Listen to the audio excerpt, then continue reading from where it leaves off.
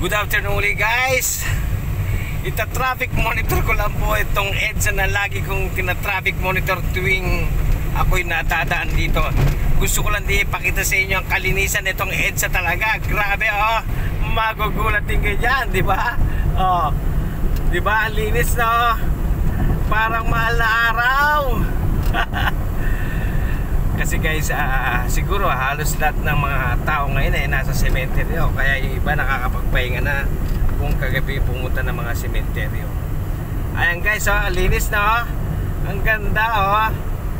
Kasi baka sabihin nyo, sa tuwing dadaan ako dito, laging traffic na lang. Laging traffic na lang ang nakikita nyo. O, di ba guys? Kalinis na oh. Happy Halloween nga po sa lahat. At syempre, shout out po kay isa sa mga followers po natin na syempre si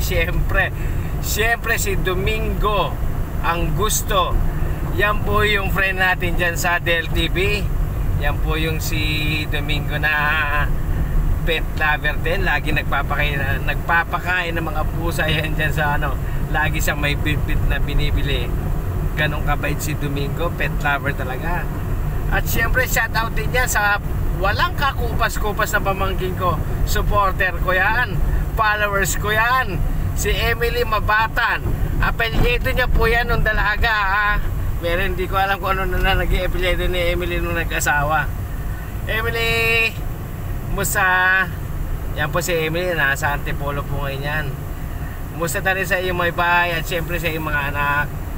Ayan po, yan po si Bongsi. Ito po si Bongsi, ang pinakamaingay na vlogger guys. Thank you guys. Thank you for watching po.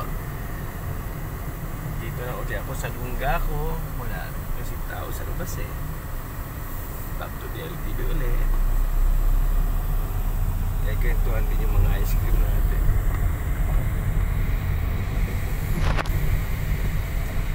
Thank you guys.